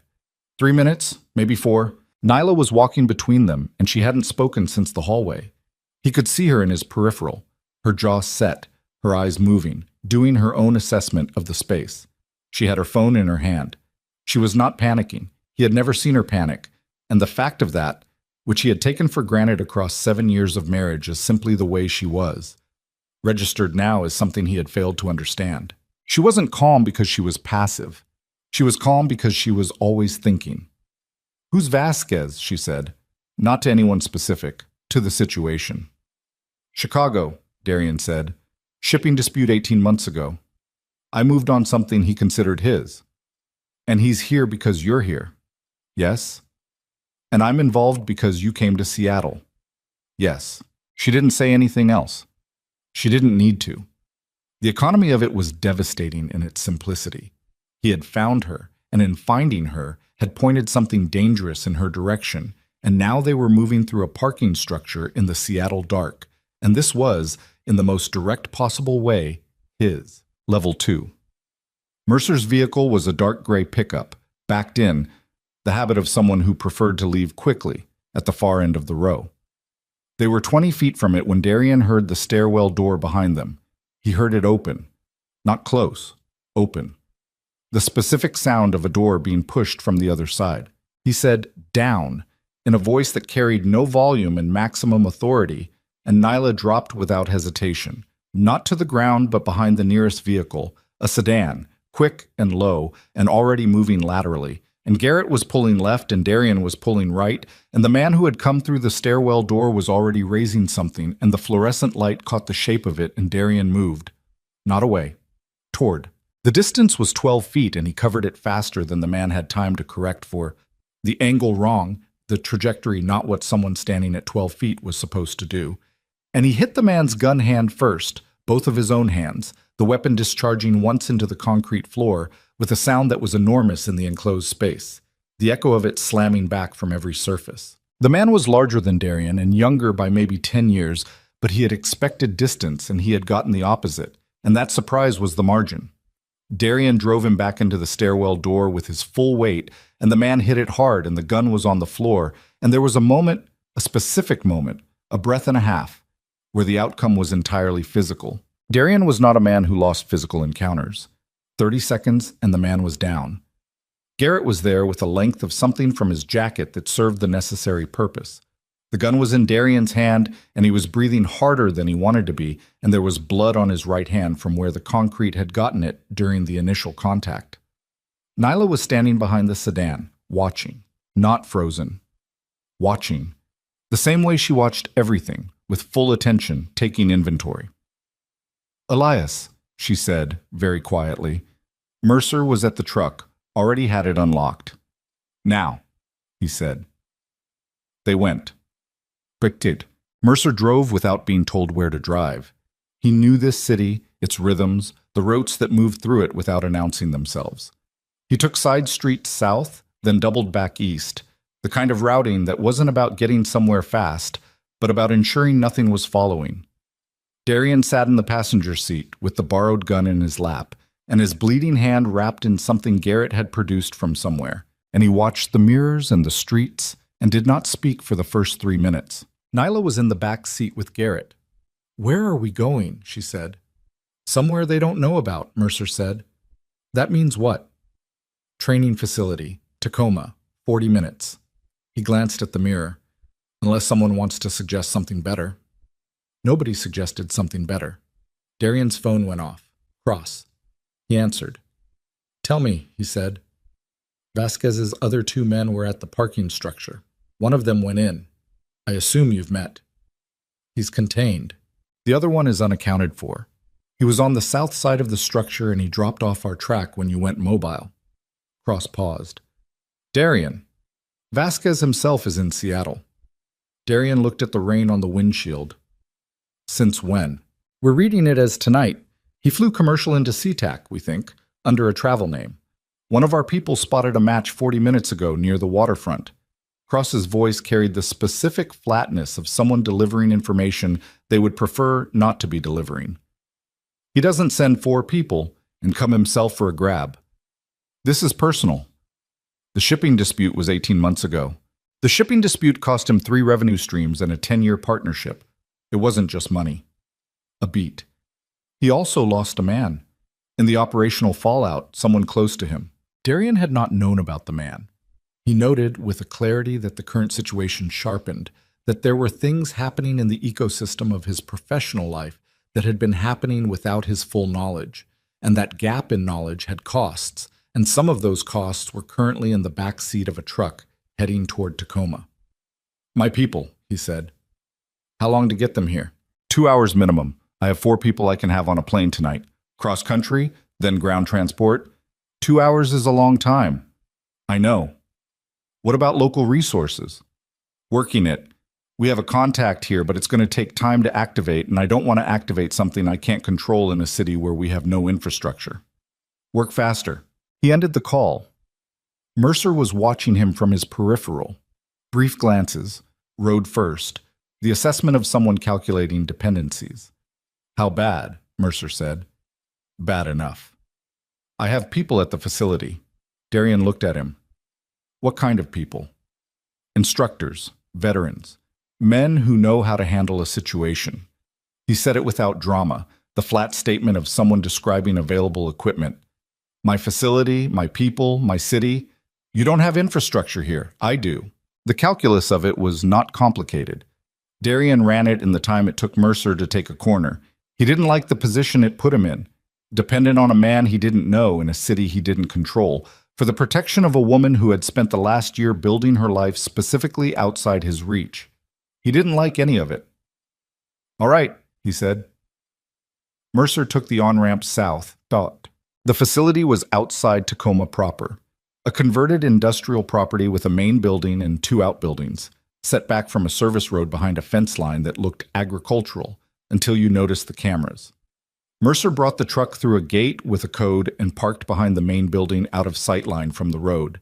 And by the time they were out of the vehicle, there were 2 men coming out of the building's side entrance, both of them Mercer's age or younger, both of them moving with the specific body language of people who knew something was wrong and were orienting themselves to it without being told. Mercer spoke to them briefly, too low for Darian to hear all of it. They nodded and moved, and the facility absorbed them. Nyla stood near the truck.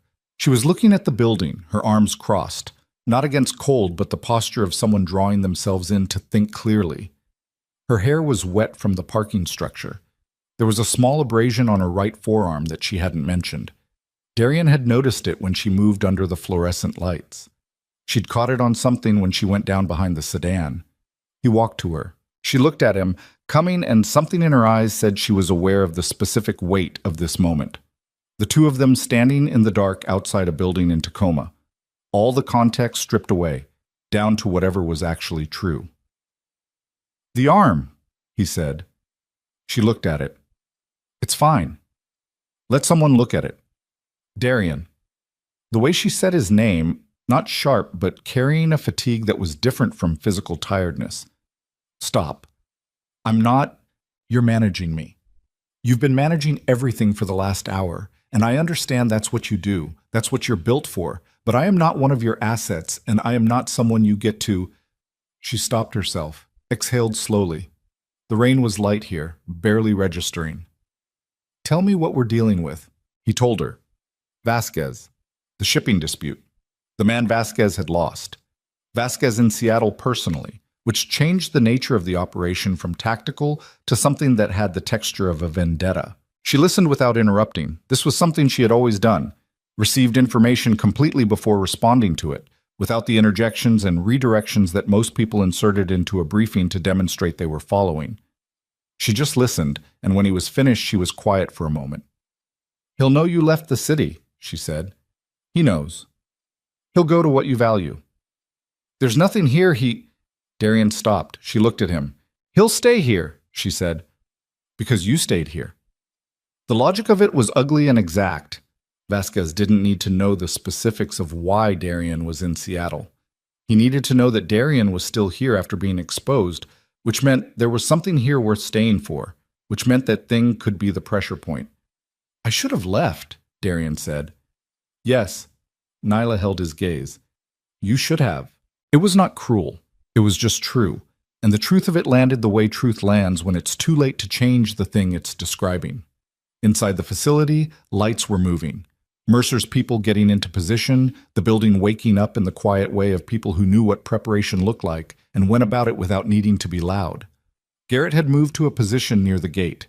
Darian's hand throbbed under the wrapping. His phone rang again. Not Cross. A number he didn't recognize, not the Seattle area code this time. He answered. "Mr. Voss." A different voice from Caulfield's year, rougher, the Spanish of someone who had learned English as a second language and never lost the original architecture underneath it. "I think you know who this is." "Vasquez." "Good. I want to keep this simple." The voice was even, measured, the control of someone who had decided before making the call what he was going to say and was not going to be moved from it by anything that happened on the other end. "You took something from me. A man I trusted. You may not have known his specific value to me. I'm willing to believe that. But the outcome is the same regardless of your knowledge.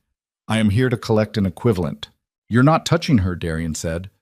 The words came out in a register he hadn't used in a long time. Not the managed voice, not the controlled professional delivery. Something below that. "Then come out." Simpler than Darian had expected. "You, alone. The facility you're in. Yes, I know where you are. We've had 40 minutes.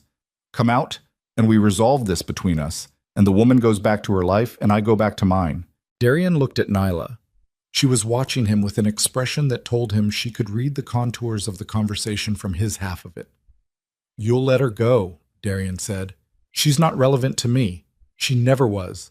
This is about you. And if I come out, then we have a conversation about what you owe me." Darian said, "Give me 10 minutes. 5, Vasquez said, and hung up. Nyla said, "You're not going out there. He has people outside. Then we deal with his people." Her voice had changed. The composure still there, but something underneath it now. Something with heat in it.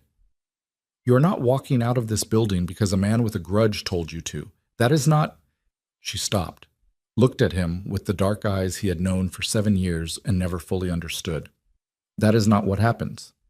"Nyla, Elena, not right now. His voice came out rougher than he intended. Right now, you're Nyla, and I'm telling you, I'm not going to let someone use you as a mechanism. That's finished. Do you understand me? That is finished. She stared at him. The facility hummed around them.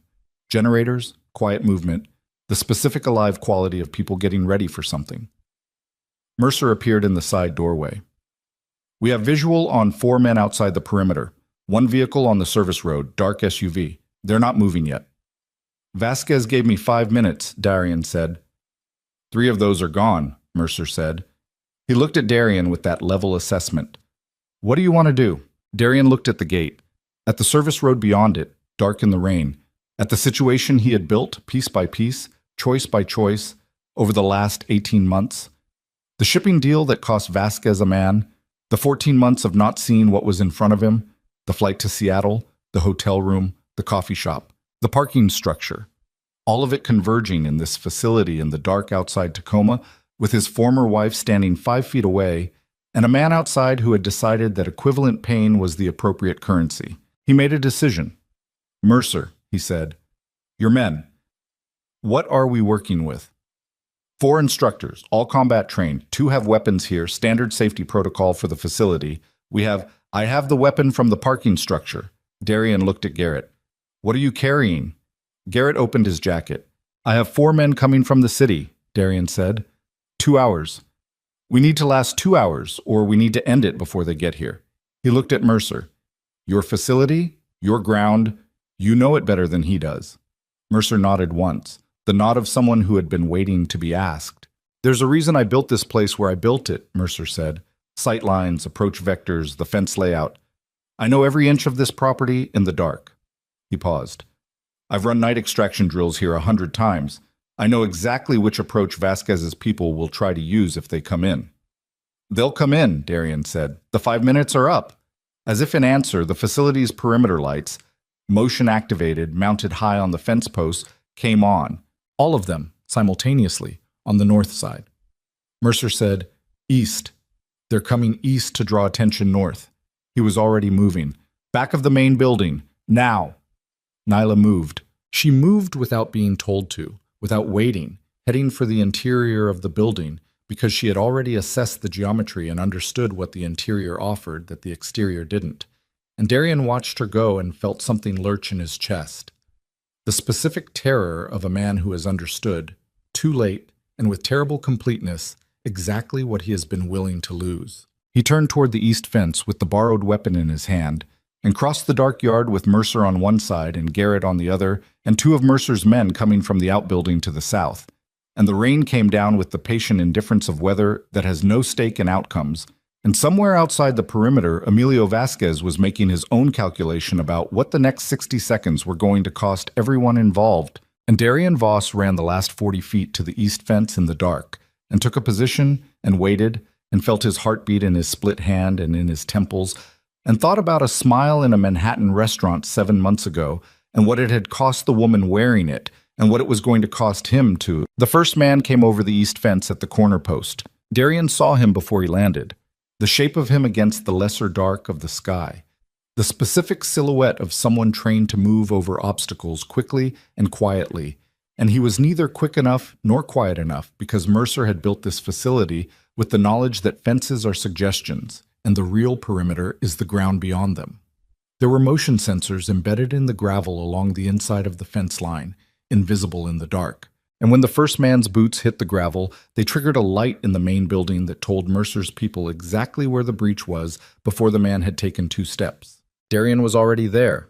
He took the man down without the weapon, close enough that using it would have announced their position to everyone outside the fence, and Darian was not ready to announce their position yet. It was fast, and it was ugly, and it cost him something in his right shoulder, the old injury finding the exact angle it had been waiting for. And when it was done, the man was on the ground, and Darian was breathing through his teeth, and Garrett was beside him, taking over the containment. 2 more on the north, one of Mercer's men said from 10 feet away, his voice barely above a murmur, moving along the fence line. Vasquez, Darian said, not yet visible. Vasquez would not come in with his people. That was not how men like Vasquez operated. They applied pressure from a position of observation and waited for the thing they were pressuring to break open. He was outside the perimeter, somewhere in the dark, with the SUV and whatever else he had brought, and he was watching the fence line activity and recalculating, the way any experienced man recalculated when the first approach didn't produce what he expected. What he had expected was a man coming out. What he had gotten was silence and a fence breach that had not produced screaming. Mercer came from the north side of the building at a controlled run, low, staying in the shadow of the structure. He reached Darian and crouched, and the two of them were close enough that Darian could see the focused quiet in his face, the expression of someone in their operational element. All the social complexity burned away, down to the clear, hard core of a man who knew what to do in the dark. "He's going to reposition," Mercer said. "He's going to try the vehicle," Darian said, "through the gate. If his people have us occupied at the fence line, he'll try to drive through the gate and end it fast." Mercer nodded. "Gate's reinforced. He doesn't know that. He'll find out. He'll find out at about 15 miles per hour." Mercer looked at the gate. "Which is going to make noise." "Yes. And noise is going to bring attention." "Yes." Darian looked at him. "Which is why we want him to try it before his people finish working the fence. If he commits the vehicle while his men are still out there, he's divided."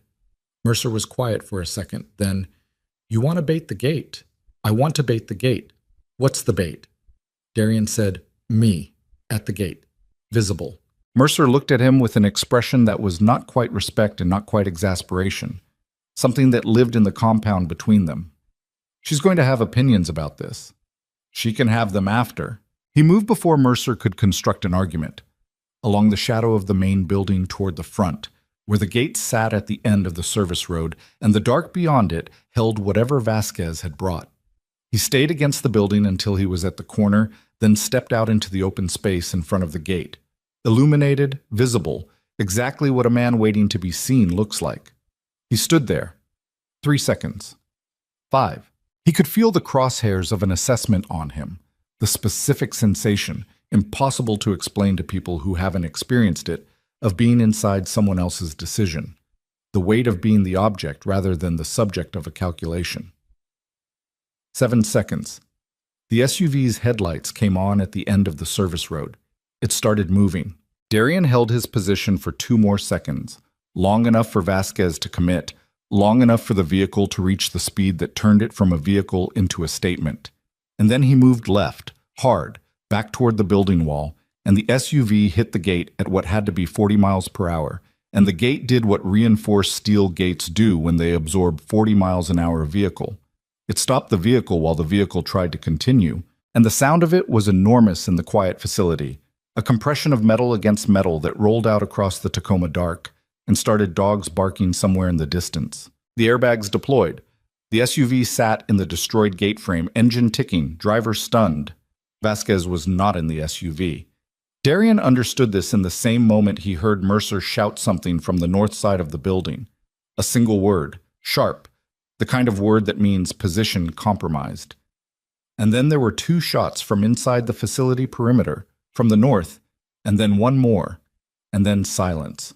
He ran.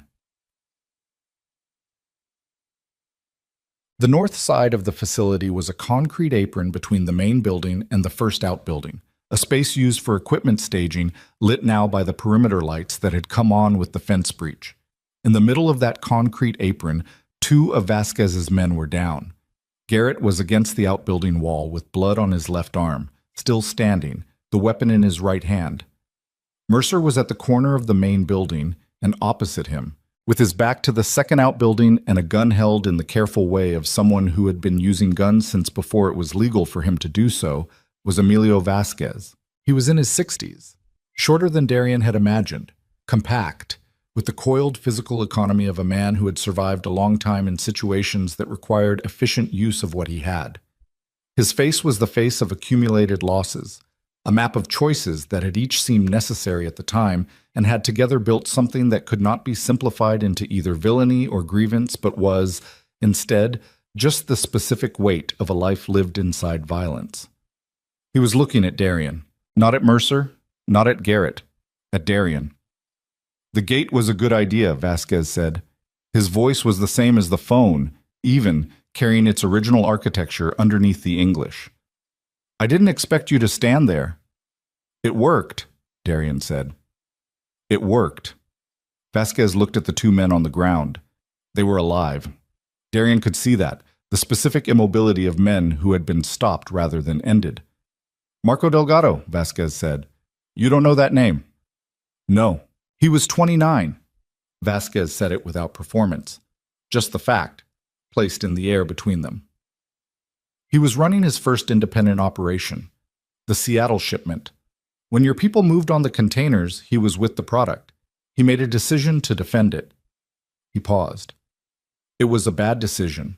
He was 29, and it was a bad decision, and now he's dead, and his mother asks me every month what happened, and I have been telling her for 18 months that I am handling it. Darian stood in the lit concrete apron in Tacoma and looked at a man who had flown across the country to deliver a specific kind of accounting, and he felt the weight of what Vasquez had just placed in the space between them. Not the tactical weight of it that was already managed, the men down, the gate destroyed, crosses people 2 hours out, Vasquez's remaining operational capacity roughly zero. The other weight, the weight of Marco Delgado's mother asking a monthly question. I didn't know about him specifically, Darian said. I know. That doesn't change what happened. No, Vasquez said. It doesn't. He looked at Darian with the eyes of someone making a final assessment. You came to Seattle for a woman.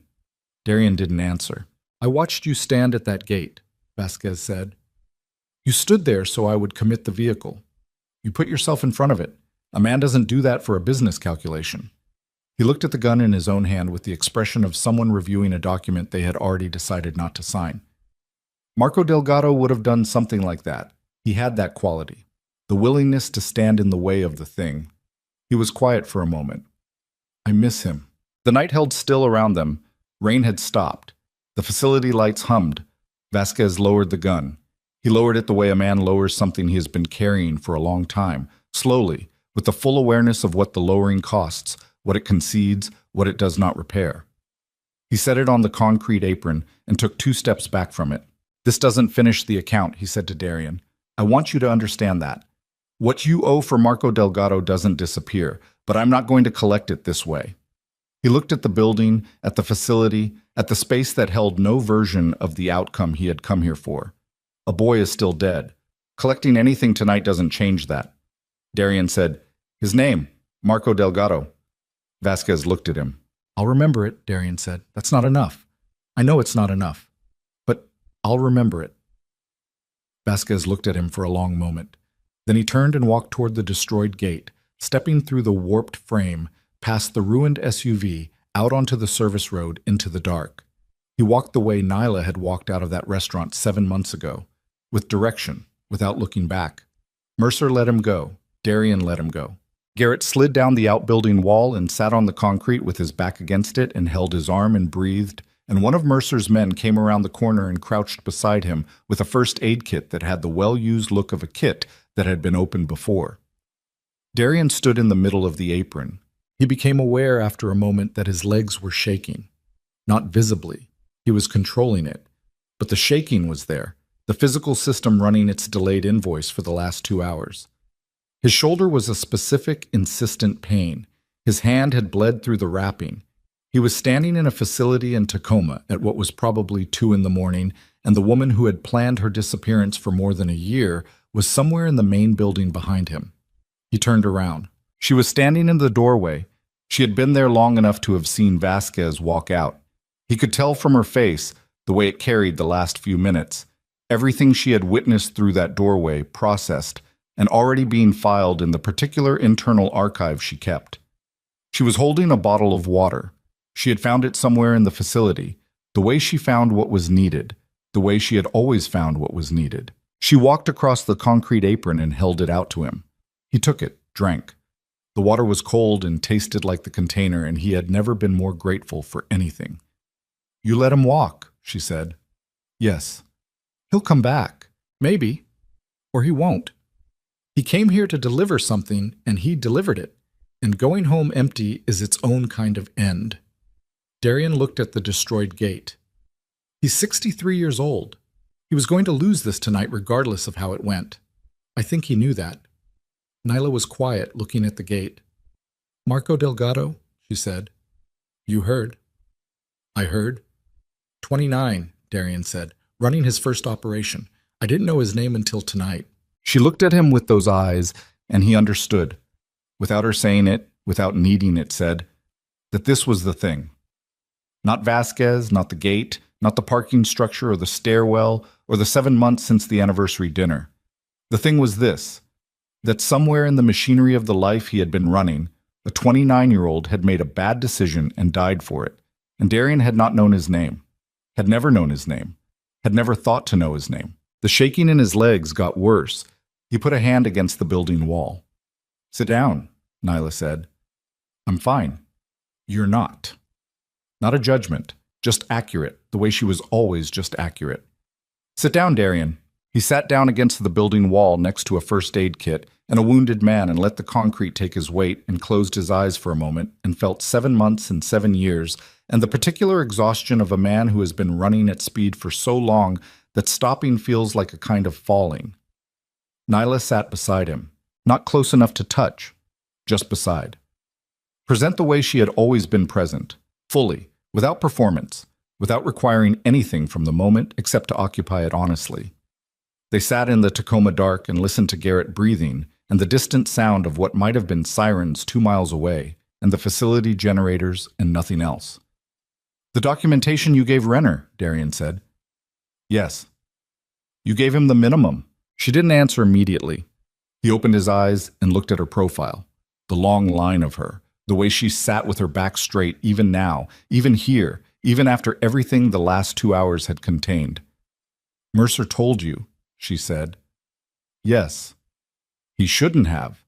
He thought I needed to know. He was probably right. She looked at the sky above the facility, the particular dark of a northwest night with cloud cover and no stars. I could have given them everything. You know that. I had everything. 4 years of it. I know. And you want to know why I didn't? He was quiet. He had asked this in a dozen ways over the last months without having the words for the specific question, and now that the words were available, he found he wasn't certain he wanted the answer in the way he had believed he wanted it. He was afraid the answer would be small, practical, tactical, the calculation of a woman managing her exposure. He was afraid the answer would be large, something about who she was that made him understand, too late, what he had been living beside for 7 years without comprehending. You don't have to answer it, he said. I know I don't. She looked at him. I didn't give them everything because giving them everything would have been about destroying you. And even at the worst of it, even in the worst of the last year, I didn't want to destroy you.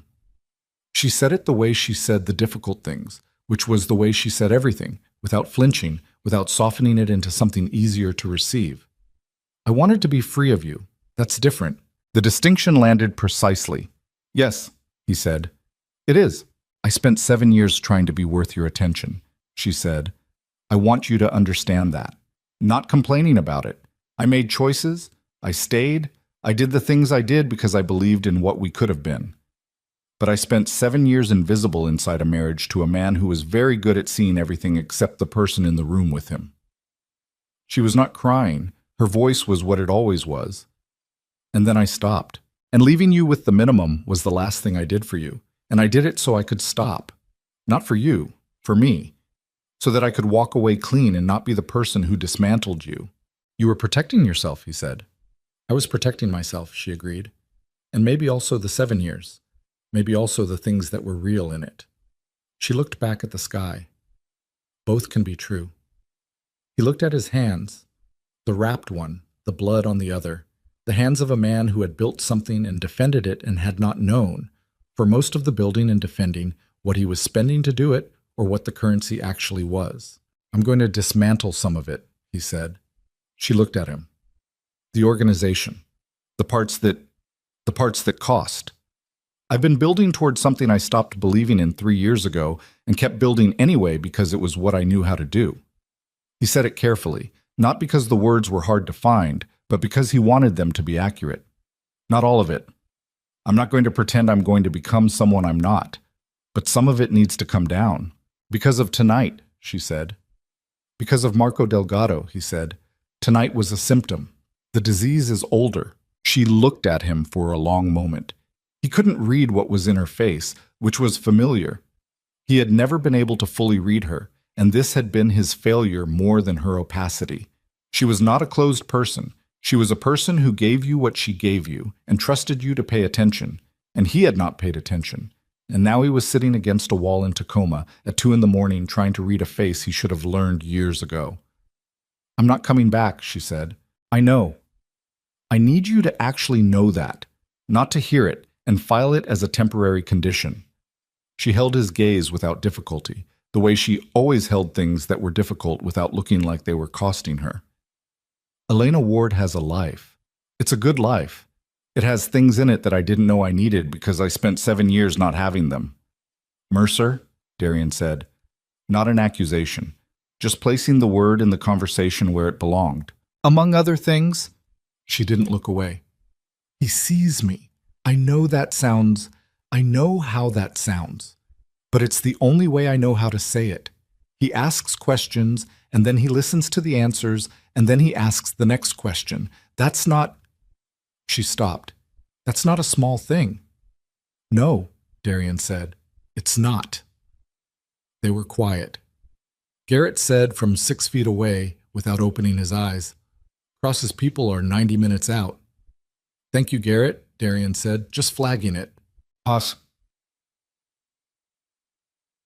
Cross arrived at 4:15 in the morning with 4 men and the controlled urgency of someone who had been managing a situation from a distance for several hours and was now prepared to manage it from close range.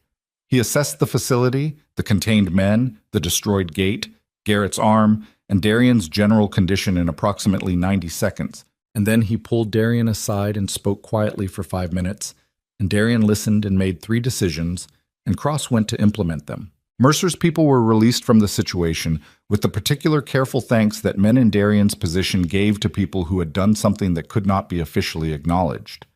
Mercer himself stood near his truck in the early morning, the facility coming down from its heightened state around him, and when Darian walked toward him, he didn't move, just waited with that same stillness. "Your facility," Darian said. "I'll repair the gate. Send the bill to Cross. He'll handle it." Darian looked at him. The dawn was beginning somewhere behind the clouds, the dark thinning slightly in the east. "She chose well." Mercer looked at him. "I know. I mean that." He held Mercer's gaze. I'm not positioning it. I'm telling you that she chose well, and I can see it, and I'm glad she did." Something shifted slightly in Mercer's face, not softening, exactly, the removal of a readiness he had been maintaining. "She didn't need you to come here," he said. "She was building something real. I know that now. She knew it before you showed up." "Yes." Darian looked at the gray sky. "That's the thing I'm going to have to live with, that she already knew it and was already doing it, and I came here because I couldn't accept that a world was being built without my involvement in it." He paused. "I came here for me. I told myself it was for her." Mercer was quiet for a moment. "She knows that. I know she does." He exhaled. "Take care of her." "I will." A beat. "But she doesn't need me to take care of her either. That's also something you should understand." Darian almost smiled. "I'm beginning to." He saw her once more before the cars came. She was standing on the east side of the facility, near the fence that had been breached, looking out at the service road in the early morning light. She had her arms at her sides for once, not crossed, not holding anything, just standing in the gray dawn with her hair still loose from the night and her coat damp from the hours of moving through it. He walked to her and stopped a few feet away, and they both looked at the service road. "Where are you going now?" she said. "Home," he said. "New York." He paused. "There are things I need to take apart. That's going to take a long time." "Yes." "And Celeste. That ended before Seattle. I just hadn't closed the door yet." He looked at the pale line of the horizon beyond the service road, the east beginning to show itself. "I'm going to fund something, a program, community investment, financial support for people rebuilding. It won't look exactly like what you're doing, but it'll—" He stopped. "I'm not telling you this to make a point. I know you're not. I'm telling you because I think I finally understand what you were trying to do, and because someone should do it in New York, and I have the means to do it." He looked at her. and because Marco Delgado was 29 years old and his mother is still asking questions. Neela looked at him. In her eyes, in the gray morning light, he saw something he hadn't expected. Not warmth, exactly, and not the closure that people talked about as though it were a door you could locate and shut. Something quieter than either of those things. The specific expression of a woman who has put down something very heavy and is standing in the first morning of not carrying it, tired in the way of genuine relief. "You should have been this person earlier," she said, quietly. Not an accusation, a fact placed between them like the last piece of a thing assembled too late. "Yes," he said, "I should have. But you are now." "I'm trying." She nodded. Once. The same nod she had given him the morning in the coffee shop, the nod of someone filing information accurately. "Then go do it," she said. He looked at her for a moment longer. The last time, he understood, that he would look at her as the center of a question he was trying to answer. After this morning, she would simply be a person he had known, a person who had been more present in his life than he had deserved, a person who had extracted herself with intelligence and dignity and rebuilt something real on the other side of the extraction. He would not call. She would not want him to. He would not send messages or have Cross pull updates or find reasons to maintain a thread of contact with the life she was living in Seattle. Those were the moves of a man who still believed he was owed something, and he was not owed anything. He had been given 7 years of invisible work and invisible loyalty, and the smallest possible betrayal from a woman who had every reason to choose the largest one. That was not a debt you paid. That was a fact you lived with, and you let it change you, and you made something of the change. He turned and walked toward the cars. What? 8 months later, a community center opened in Lower Manhattan. It occupied the ground floor of a building in a neighborhood that had needed something like it for a decade. A space for financial counseling, job placement, support programs for women navigating situations that had no simple category. The funding was anonymous, routed through a foundation that had been established quietly and run by a small staff with clear objectives and no interest in recognition. Darian did not attend the opening. He watched it from a car parked half a block away. Not because he needed to see it. The reports from the foundation staff were thorough, and he trusted the people running it. He watched it because he needed to know that it existed in the physical world and not only in the financial documentation he reviewed on Tuesday mornings. He needed to see people going through the door. He watched people go through the door for 40 minutes, and then his driver asked if he was ready, and he said yes. The organization was smaller than it had been a year ago. He had taken apart the parts that needed taking apart. Not cleanly, not without cost, not without consequences that would follow him for years in the form of severed relationships and recalibrated alliances, and the particular wariness that certain people now brought to interactions with a man who had voluntarily reduced his own power. It had been difficult and expensive, and he had done it anyway because the alternative was to remain exactly what he had been, and he could not remain exactly what he had been. He thought about Marco Delgado's mother.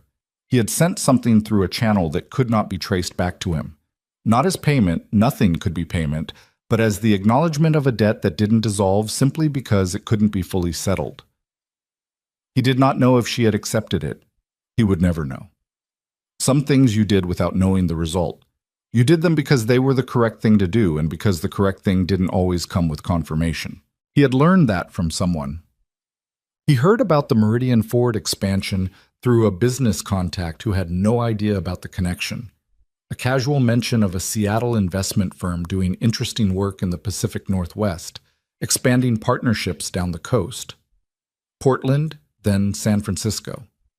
A network of organizations built on a specific model of support and community investment, gaining a reputation in the field for the quality of its work and the character of the people running it. He did not reach out. He did not send word through any channel. He let the news settle into the category of things that were good and that did not require his involvement to remain good.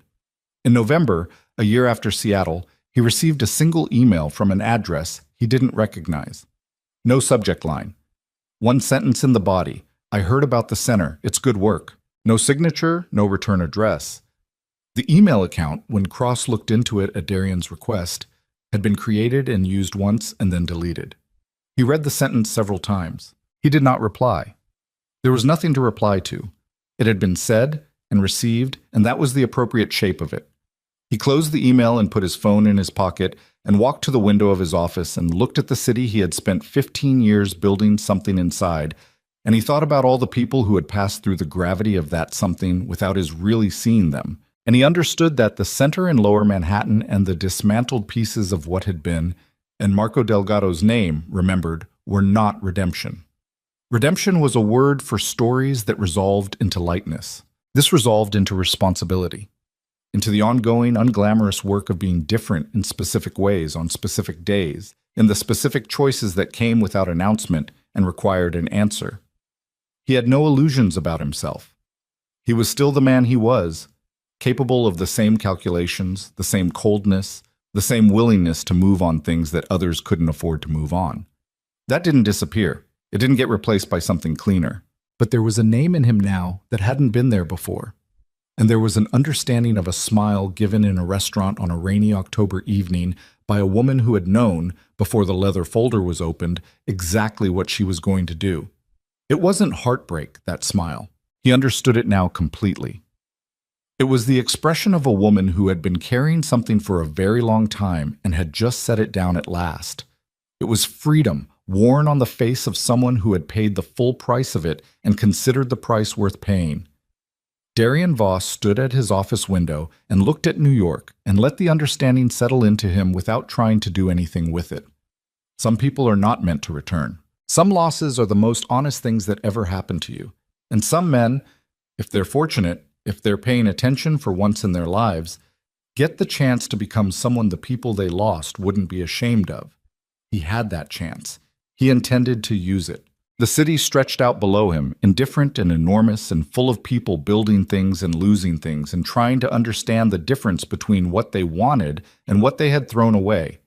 And the morning came over it the way morning always came, without ceremony, without mercy, the light finding everything equally and asking nothing in return. Fade out. Fade.